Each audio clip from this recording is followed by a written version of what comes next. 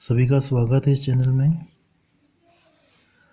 आज हम एक नया टॉपिक लेके आए हैं, परेटो अनुकूलतम। परेटो अनुकूलतम क्या होता है और इसके जो आवश्यक दशाएं हैं, प्रथम क्रम की शर्तें जिनको कहा जाता है, ठीक है, प्रथम क्रम की शर्तें, तो उसके बारे में हम इस वीडियो में पढ़ेंगे। तो चलिए स्टार्ट करते हैं। ठीक है, परेटो अनुकूलतम का जो संबंध है वो विल्फ्रेड परेटो से है, और विल्फ्रेड परेटो ने अपना जो विचार है वो जो दिया है वो किस पे आधारित है? क्रमवाचक विचारधारा पर। ठीक है, उन्होंने क्रमवाचक विचारधारा के आधार पर कल्याणकारी अर्थशास्त्र का जो विचार है उसको प्रस्तुत किया। और वो क्या बताते हैं कि जब अर्थव्यवस्था में पूर्ण प्रतियोगिता की स्थिति होती है, तो पूर्ण प्रतियोगिता की स्थिति क्या करती है? समाज को अनुकूलतम कल्याण की स्थिति प्राप्त करने में सहायक होती है। ठीक है दोस्तों, तो क्या कहता है पर्यटक अनुकूलतम कि जब अर्थव्यवस्था में पूर्ण प्रतियोगिता की स्थिति होती है, तो यही पूर्ण प्रतियोगिता की स्थिति क्या करती है? समाज को अनुकूलतम स्थिति लाने के लिए प्राप्त करने में सहायक होती है।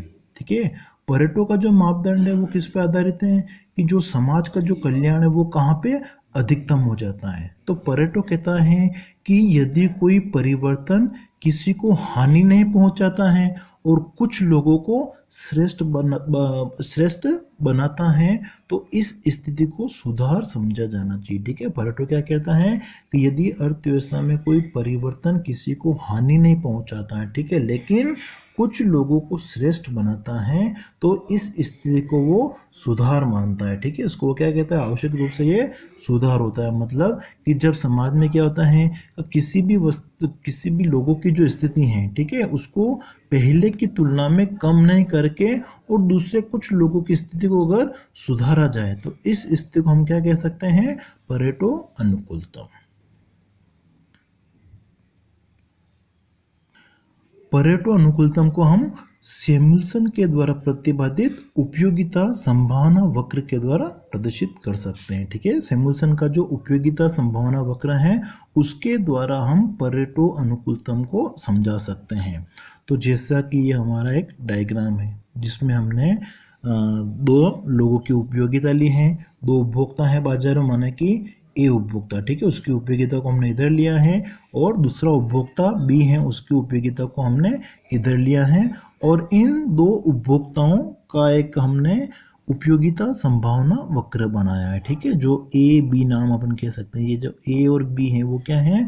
उपयोगिता संभावना वक्र हैं। ठीक है, अब परेटो क्या कहता है कि यदि सी बिंदु से, ठीक है, यदि सी बिंदु से जो हमारा परिवर्तन, कोई परिवर्तन अगर होता है वो सी बिंदु से कहाँ ले जाता है? डी से ई के मध्य में। तो यदि कोई परिवर्तन सी बिंदु को डी से लेकर ई के मध्य में पहुंचाता है, तो इसका मतलब होता है कि अर्थव्यवस्था में कल्याण में वृद्धि हो रही है। ठीक है, कल्याण के लिए क्या जरूरी है? सी बिंदु से कहाँ पे पहुंच जाए? डी, ई, एफ। ठीक है, ये तीनों जो बिंदु हैं वो क्या दर्शा रहे हैं? कल्याण को दर्शा रहे हैं। ठीक है, तो वो परेटो कहता है कि यदि सी बिंदु से हम डी की तरफ पहुंचते हैं या सी से ई की तरफ पहुंचते हैं, तो इस स्थिति में क्या होता है? तो किसी एक व्यक्ति का कल्याण क्या होता है? बढ़ता है। तो ये एक तरह से क्या होगा? अनुकूलतम स्थिति होती है। और सी बिंदु से अगर एफ बिंदु की तरफ जाते हैं, इसका मतलब क्या हो गया?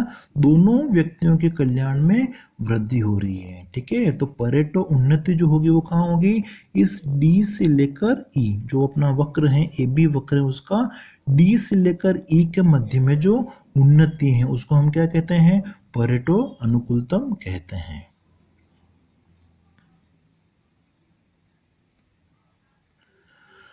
अब हम देखेंगे कि परेटो अनुकूलतम की दशाएं कौन कौन सी होती हैं। तो आधुनिक अर्थशास्त्र जैसे हिक्स हैं, लर्नर हैं, लैंग है और बहुत सारे अन्य अर्थशास्त्री हैं, ठीक है, तो वो परेटो अनुकूलतम के लिए कुछ दशाओं का निर्धारण करते हैं। तो उन दशाओं के बारे में हम पढ़ेंगे, जो सीमांत दशाएं या प्रथम क्रम की शर्तें जिनको कहा जाता है। ठीक है, और इनका संबंध किससे होता है? उत्पादन, उपभोग, विनिमय से। तो हम देखते हैं इन दशाओं को निर्धारित करने से पहले, विश्लेषण करने से पहले हम कुछ मान्यताएं जो ली गई हैं उनका अध्ययन करेंगे। तो सबसे पहले इन दशाओं के लिए क्या माना गया है कि जो उपयोगिता फलन होता है वो कौन सा होता है, क्रमवाचक। दूसरा हमारा है उत्पादन फलन जो है वो दिया होता है। तीसरी मान्यता हमारी है वस्तुएं विभाजनीय होती हैं, उन्हें हम छोटी छोटी इकाइयों में विभाजित कर सकते हैं। चौथी मान्यता है, इसमें माना गया है कि व्यक्ति जो है वो प्रत्येक वस्तु की मात्रा खरीदता है, जो भी उत्पादन की जा रही है सभी वस्तुओं की मात्रा उपभोक्ता खरीदता है। फिर वस्तु और साधन बाजार दोनों में पूर्ण प्रतियोगिता पाई जाती है। फिर उसके बाद माना गया है कि उत्पादन के जो साधन होते हैं वो क्या होते हैं, गतिशील होते हैं। फिर उपभोक्ता जो होता है वो अपनी संतुष्टि को अधिकतम करना चाहता है, और फर्म जो होती है वो अपने लाभ को अधिकतम करना चाहती है। ठीक है, तो ये हमारी कुछ मान्यता है। अब हम पढ़ते हैं परेटो अनुकूलतम की प्रमुख शर्तें कौन कौन सी है। तो सबसे पहली शर्त हमारी है विनिमय की इष्टतम शर्त। ठीक है, इसका जो संबंध है वो किससे है, उपभोग से। पहली शर्त कौन सी है, विनिमय की इष्टतम शर्त। इसका मतलब हो गया कि वस्तुओं का अनुकूलतम वितरण कहाँ पे होगा। तो पहली शर्त हमारी कहती है कि उपभोक्ता जिन वस्तुओं का प्रयोग कर रहा है, ठीक है, तो किन्हीं दो वस्तुओं के लिए जो स्थानापन्न की सीमांत दर होती है, ठीक है, प्रतिस्थापन की सीमांत दर, जिसको हम कहते हैं मार्जिनल रेट ऑफ सब्स्टिट्यूशन। ठीक है, दो वस्तुएं माने कि कौन सी हैं, एक्स और वाई हैं। तो ये जो प्रतिस्थापन की सीमांत दर होती हैं वो दोनों उपभोक्ताओं के लिए बराबर होने चाहिए। अब हम मान लें कि माना कि अर्थव्यवस्था में दो उपभोक्ता हैं, कौन कौन से, ए और बी। तो पहली शर्त हमारी क्या कहती है, M R S X Y A उपभोक्ता के लिए और M R S X Y B उपभोक्ता के लिए दोनों क्या होने चाहिए, समान होने चाहिए। ठीक है, तो इसको हम इस तरीके से प्रदर्शित कर सकते हैं, M R S X Y A उपभोक्ता के लिए बराबर होने चाहिए M R S X Y B उपभोक्ता के लिए। ठीक है, तो इसको हम कहते हैं प्रथम शर्त हमारी विनिमय की इष्टतम शर्त, मतलब वस्तुओं का अनुकूलतम वितरण कहाँ पे होगा।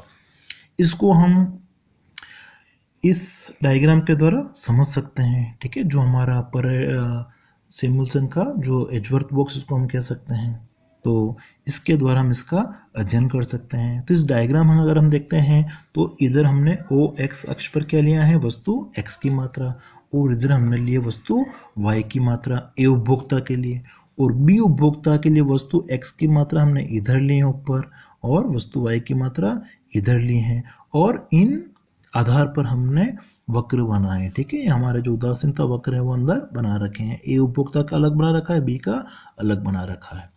अब हम देखते हैं कि माना कि जैसे परेटो कहता है कि जो अनुकूलतम स्थिति होती है वो कहाँ पे होती हैं, पी बिंदु पे हो सकती हैं, क्यू बिंदु पे हो सकती हैं, आर बिंदु पे हो सकती है, और एस बिंदु पर हो सकती हैं। ठीक है, ये सारी सामाजिक अनुकूलतम की स्थिति हैं, लेकिन इसमें से अनुकूलतम बिंदु वास्तव में कौन सा होगा उसका निर्धारण एक तरह से क्या होता है, कठिन होता है, अनिश्चित होता है। अब परेटो कहता है कि यदि कोई वितरण अगर होता है अर्थव्यवस्था में, ठीक है, और वो वितरण क्या करता है, अगर ई बिंदु से, ठीक है, ये हमारा ई बिंदु से है, अगर ई बिंदु से कोई वितरण आर बिंदु पर आता है, तो इसका मतलब क्या हो गया है कि जो आर बिंदु है, ठीक है, वो एक तरह से क्या है, जो उपभोक्ता ए है वो ऊंचे उदासीनता वक्र पर पहुंच जाता है। इसका मतलब क्या हो गया कि जो ए उपभोक्ता है उसकी स्थिति में सुधार हो रहा है, लेकिन बी उपभोक्ता की जो स्थिति क्या है, पहले जैसी है। ठीक है, तो इसका मतलब ये क्या है, अनुकूलतम स्थिति इसको हम कह सकते हैं। या हम कह दें कि अगर ई बिंदु से कोई परिवर्तन अगर क्यू बिंदु की तरफ आता है, तो क्यू बिंदु पर आने का मतलब हो गया कि ए उपभोक्ता की स्थिति पहले जैसी है, लेकिन जो हमारा बी उपभोक्ता है उसकी स्थिति क्या हो रही है, सुधार हो रही है। क्यों, क्योंकि बी उपभोक्ता क्या हो रहा है, पहले की तुलना में ऊंचे उदासीनता वक्र पर पहुंच जाता है। तो ये हमारी पहली शर्त है विनिमय की इष्टतम शर्त। क्या कहते हैं कि दो उपभोक्ता हैं, उनके बीच में वस्तुओं की जो स्थानापन्न की सीमांत दर है वो दोनों के लिए समान होनी चाहिए। अब हम पढ़ेंगे दूसरी शर्त। दूसरी शर्त हमारी है साधन प्रतिस्थापन की सीमांत शर्त। सीमांत शर्त, या इसको हम कह सकते हैं साधन का विभिन्न कार्यों में अनुकूलतम वितरण किस प्रकार से होगा। पहले हमने पढ़ा था वस्तुओं के बारे में, ठीक है, कि विभिन्न उपभोक्ता जो हैं, दो उपभोक्ता हैं, दोनों के लिए प्रतिस्थापन की सीमांत दर समान होनी चाहिए। दूसरा हम यहाँ पे पढ़ रहे हैं कि साधनों का वितरण किस तरीके से हो, ठीक है, साधनों का अनुकूलतम वितरण।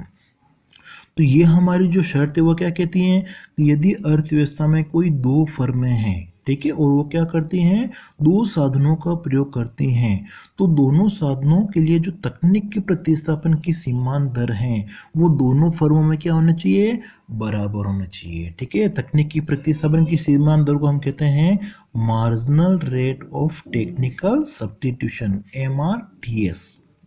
और दो साधन हो गए हमारे पास में, श्रम और पूंजी LK। तो ये जो MRTS LK हैं वो दोनों फर्मों के लिए, फर्म A के लिए और फर्म B के लिए, दोनों फर्मों में क्या होने चाहिए, समान होने चाहिए, ठीक है। तो परेटो अनुकूलतम की हमारी दूसरी शर्त हो गई है कि साधन प्रतिस्थापन जो किया जा रहा है, ठीक है, साधन का विभिन्न कार्यों में जो अनुकूलतम वितरण होगा उसके लिए क्या जरूरी है, MRTS LK A फर्म की बराबर होने चाहिए MRTS LK B फर्म के लिए, ठीक है। और इसको समझाने के लिए हम इस डायग्राम का प्रयोग कर सकते हैं। इस डायग्राम में हमारा जो ये वक्र है A1 A2 A3 ये क्या है, समुत्पत्ति वक्र है, ठीक है, A फर्म के लिए। और B1 B2 B3 जो है वो क्या है, समोत्पाद वक्र है, ठीक है, कौन सा, फर्म B के लिए। तो फर्म B का हमने इधर से बना रखा है, ठीक है, और A फर्म का हमने ये बना रखा है। एक साधन श्रम इधर हो गया A फर्म के लिए, और B फर्म के लिए साधन श्रम इधर हो गया है। दूसरा साधन पूंजी हमारा K इधर हो गया है A फर्म के लिए, और B फर्म के लिए जो साधन पूंजी है वो हमने इधर ले रखा है, ठीक है। और इस आधार पर हमने समुत्पत्ति वक्र बनाए हैं। तो परेटो अनुकूलतम के अनुसार क्या है कि यदि कोई वितरण E बिंदु से अगर Q बिंदु पर पहुंचाता है, तो Q बिंदु पर पहुंचने का मतलब क्या है कि जो हमारा A फर्म है उसके उत्पादन में क्या हो रही है, वृद्धि हो रही है, ठीक है, लेकिन B को कोई कमी नहीं हो रही B के उत्पादन में। तो ये वितरण एक तरह से क्या है, अनुकूलतम स्थिति को दर्शाता है या सुधार को दर्शा रहा है।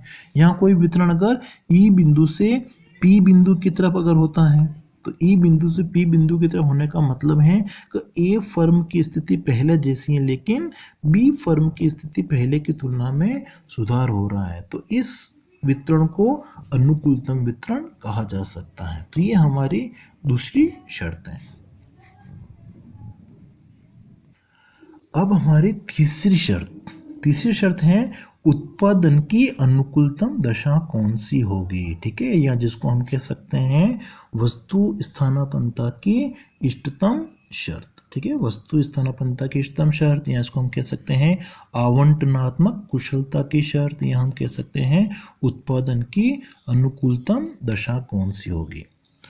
तो हमारी ये जो शर्त है, तीसरी शर्त, वो क्या कहती हैं कि दो वस्तुओं का जो उपभोक्ता प्रयोग कर रहा है तो उनके बीच में वस्तुओं की जो स्थानापन्न की जो सीमांत दर है, ठीक है, marginal rate of the substitution है MRSXY, वो रूपांतरण की सीमांत दर के बराबर होना चाहिए MRTXY के, ठीक है। और रूपांतरण की जो सीमांत दर है वो क्या दर्शाती हैं कि दो वस्तुओं का जो उत्पादन हो रहा है अर्थव्यवस्था में, ठीक है, अगर हम एक का उत्पादन बढ़ाना चाहते हैं तो दूसरे का उत्पादन कम करना पड़ता है, तो उनके विभिन्न संयोग, ठीक है। इधर हमने वस्तु X ले ली है, ये वस्तु Y जिसका अर्थव्यवस्था में उत्पादन किया जा रहा है, और A भी हमारा क्या है, रूपांतरण वक्र है, और IC जो उदासीनता वक्र है, R बिंदु पर दोनों क्या है, बराबर है, ठीक है। इसका मतलब क्या हो गया, R बिंदु पर जो MRSXY है, ठीक है, प्रतिस्थापन की सीमांत दर वो किसके बराबर है, MRT, ठीक है, रूपांतरण की सीमांत दर के बराबर है। तो ये स्थिति परेटो अनुकूलतम के लिए आवश्यक तीसरी शर्त होगी हमारी कि उत्पादन की अनुकूलतम अवस्था कहाँ होगी, जहां पर MRTXY बराबर होना चाहिए किसके, MRSXY के। मतलब ये शर्त बताती है कि समाज में विभिन्न प्रकार की वस्तुओं का जो उत्पादन किया जा रहा है वो उतनी मात्रा में किया जाना चाहिए कि उपभोक्ता को मिलने वाली जो संतुष्टि, उनकी जो पसंद है, उनके जो अधिमान होते हैं उसके अनुसार होना चाहिए। ठीक है, मतलब जो उपभोक्ता पसंद करते हैं उन्हीं वस्तुओं का अर्थव्यवस्था में उत्पादन करना चाहिए, उन वस्तुओं को उत्पादन करना चाहिए जो उपभोक्ता पसंद करते हैं, जिनको वो अधिमान देते हैं, जिनमें वो रुचि रखते हैं। ठीक है, ये हमारी तीसरी शर्त है। चौथी शर्त हमारी है विशेषीकरण की इष्टतम शर्त, या इसको हम कह सकते हैं उत्पादन में विशिष्टता का अनुकूलतम अंश। मतलब अर्थव्यवस्था में जो दो फर्में दो वस्तुओं का उत्पादन कर रही हैं, तो दोनों फर्में दोनों वस्तुओं की कितनी मात्रा का उत्पादन करेगी, ठीक है, उस उत्पादन की अनुकूलतम मात्रा का जो निर्धारण है उसको बताती हैं ये शर्त। ठीक है, ये शर्त क्या कहती हैं कि दो फर्में दो वस्तुओं का उत्पादन कर रही हैं तो उन्हें कितनी मात्रा में उत्पादन करना चाहिए, जहां पर MRT XY बराबर हो जाए दूसरी, मतलब दोनों फर्मों के लिए MRT XY ए फर्म के लिए और MRT XY बी फर्म के लिए, दोनों के लिए क्या होने चाहिए, समान होने चाहिए। जब ये दोनों समान हो जाएगी तो वो स्थिति किसको दर्शाती है, उत्पादन में विशिष्टता का अनुकूलतम अंश, मतलब कि दोनों फर्में जो है कितनी मात्रा में उत्पादन करेगी। अगर ये दोनों बराबर नहीं हैं तो इस स्थिति में क्या होगा, संसाधनों का पुनरावंटन होगा। ठीक है, मतलब वस्तुओं के उत्पादन में जो साधन लगाए जा रहे हैं उनको एक स्थान से हटा के दूसरे स्थान पर लगाया जाएगा, जिससे कुल उत्पादन क्या होगा, बढ़ेगा। और जब ये दोनों बराबर हो जाएंगे, ठीक है, रूपांतरण की जो सीमांत दर है दोनों फर्मों में जब समान हो जाएगी तो उसके बाद में उत्पादन में वृद्धि संभव नहीं होती है। पांचवी शर्त हमारी है इष्टतम साधन वस्तु उपभोग की दशा।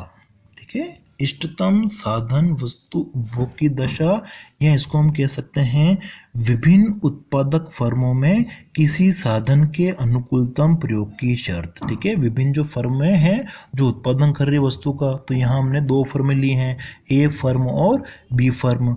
तो दोनों फर्म जो वस्तु को उत्पादन कर रही हैं उसमें साधनों की कितनी मात्रा का प्रयोग किया जाएगा। ठीक है, साधनों की इष्टतम मात्रा कितनी होगी। तो ये हमारी जो पांचवी शर्त है वो क्या कहती हैं कि दोनों फर्मों में जो साधन का प्रयोग किया जा रहा है वो उस सीमा तक करना चाहिए कि साधनों की जो सीमांत उत्पादकता है, ठीक है, जो मार्जिनल प्रोडक्टिविटी है, वो दोनों फर्मों में क्या हो जाने चाहिए, बराबर। ठीक है, जो भी साधन है, ठीक है, श्रम और पूंजी है, तो उनकी जो सीमांत उत्पादकता है वो ए फर्म में और बी फर्म में दोनों में क्या हो जाने चाहिए, बराबर हो जाने चाहिए। और बराबर अगर नहीं है तो फिर साधनों का जो वितरण है हमको पुनरावंटन करना पड़ेगा उनका। ठीक है, और कब तक करते रहेंगे, जब तक कि दोनों में सीमांत उत्पादकता बराबर नहीं हो जाए तब तक। और जब साधनों में सीमांत उत्पादकता बराबर हो जाएगी तो वो स्थिति हमारी इष्टतम स्थिति कहलाएगी। तो जैसा हम इस रेखा चित्र में हम देखते हैं, एक तरफ हमने साधन एल लिया है एक फर्म के लिए और दूसरी फर्म के लिए हमने साधन जो एल है वो हमने इधर ले रखा ऊपर की तरफ, और इधर हमने लिए हैं उत्पादन की मात्रा। तो इस रेखा चित्र में अगर हम देखते हैं ई बिंदु पर दोनों की जो सीमांत उत्पादकता है वो क्या है, बराबर है। तो ई बिंदु एक तरह से क्या दर्शाता है, इष्टतम साधन संयोग। ठीक है, इष्टतम साधन वस्तु उपभोग का बिंदु के।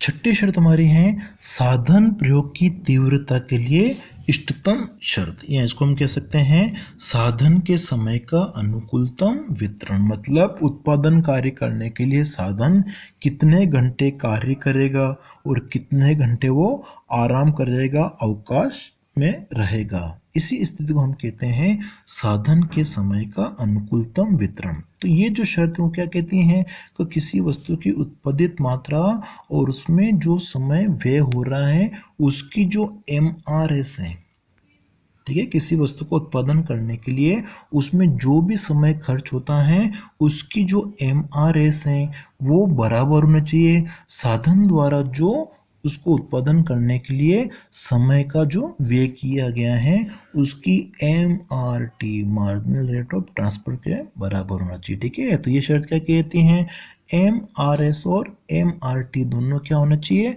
बराबर होना चाहिए। और जब ये दोनों बराबर होंगे तो वो साधन का अनुकूलतम समय वितरण को दर्शाता है। तो इस रेखा चित्र में अगर हम देखते हैं तो इधर हमने अवकाश और कार्य की मात्रा ली है, ठीक है, साधन का जो समय है हमने इधर ले लिया है, और दूसरी तरफ हमने क्या लिया, उसकी मजदूरी या मनी इनकम, ठीक है, मौद्रिक आय कह सकते हैं, मजदूरी कह सकते हैं।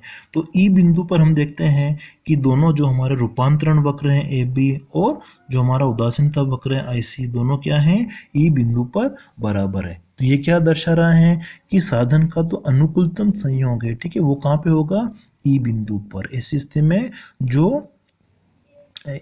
में जो हमारा उपभोक्ता है, उपभोक्ता का जो श्रम है, ठीक है, उसको कितना आराम करेगा, वो ओ से लेकर एम तक आराम करेगा, और ए से लेकर एम समय तक क्या करेगा, वो कार्य करेगा, और उसको जो मजदूरी है वो कितनी प्राप्त होगी, ओ से लेकर एम एन तक, ठीक है, ओ से लेकर एन तक। तो ये जो है वो इष्टतम स्थिति कहलाती है। मतलब ये जो हमारा शर्त है, छठी शर्त, वो क्या बताती है कि साधन के जो मालिक होते हैं उनको जो पुरस्कार दिया जा रहा है, ठीक है, जो उनको मजदूरी चुकाई जा रही है वो किसके बराबर होगी, उनकी सीमांत उत्पादकता के बराबर, ठीक है, श्रम की जो सीमांत उत्पादकता है उसी के बराबर क्या होगा, उसको मजदूरी चुकाई जाती है, ठीक है। और इसके लिए क्या जरूरी है, MRS बराबर होनी चाहिए किसके, MRT के।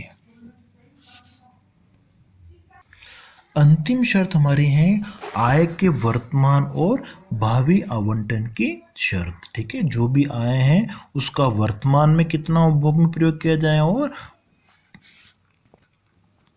वर्तमान में कितना प्रयोग किया जाए और भविष्य के लिए कितना प्रयोग किया जाए, ठीक है।